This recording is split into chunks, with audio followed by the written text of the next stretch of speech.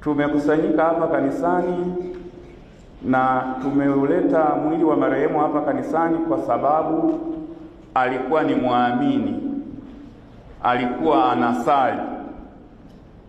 Asingalikuwa anasali, Mheshimiwa Mkuu wa Mkoa, tusingemleta,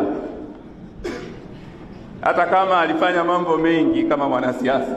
Kwa hiyo tujifunze nini? Tujifunze kuwa watu wacha Mungu, tuwe watu tunaosali, tuwe watu ambao tuna dini yetu. Tuseme tu dini ya Kristo, sisi wa Katoliki hatujipendelei sisi tu, lakini tuseme tuwe wacha Mungu popote pale unapokuwa, lakini uwe mtu wa Mungu. Lukuvi alikuwa hata hatunzi maadui kama sikosei, kwa sababu kila uchaguzi unapoisha yeye anaingia. Kwa mfano nazungumzia uchaguzi wa rais, yeye anaingia moja kwa moja kwenye kundi lililoshinda. Kila miaka unayoenda, toka tumeanza uchaguzi wa Mwinyi, tukaja wa Mkapa, tukaja wa Kikwete, tukaja wa Magufuli, unamuona kabisa hajengi yale makundi ambayo tunayasikia. Bahati nzuri mimi nilipata bahati kwa rafiki yake wa karibu. Ile wanasema mpe mtu maua yake akiwa yuko hai. Niliwahi kusema kwenye interview moja hapa Iringa. Kwa hiyo nitaendelea kusema amekuwa ni mwalimu mzuri, amekuwa ni, mimi kwangu nilikuwa namuona ni kama mwanafilosofa, amekuwa ni mshauri, amekuwa ni mwelekezi.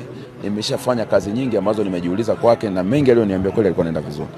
Leo ukiangalia hapa, baba yetu rafiki yetu kalala peke yake, lakini waliokuja hapa wengine inawezekana hawajawahi hata kumuona kwa macho, lakini wamekuja kutokana na historia yake nzuri, maelewano na wenzake na wadau. Historia inaweza kuambukiza hata mtu ambaye hakujui aje kukuzika.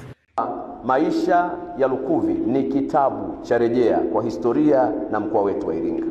Kama vijana wa Iringa wanahitaji kufikia ndoto zao, wanatakiwa kusoma Lukuvi aliishi vipi. Tangu akiwa kijana anajitafuta, akaaminiwa kama afisa wa chama, akawa mjumbe wa vikao vya chama, akawa kiongozi mwandamizi wa umoja wa vijana, akawa mkuu wa wilaya, akawa mbunge, akawa naibu waziri, akawa waziri mwandamizi, akawa mshauri wa rais. Safari hii bila mashaka imebebwa na uwajibikaji, ukweli, uchamungu, uaminifu, ubunifu na kufanya kazi bila kutetereka.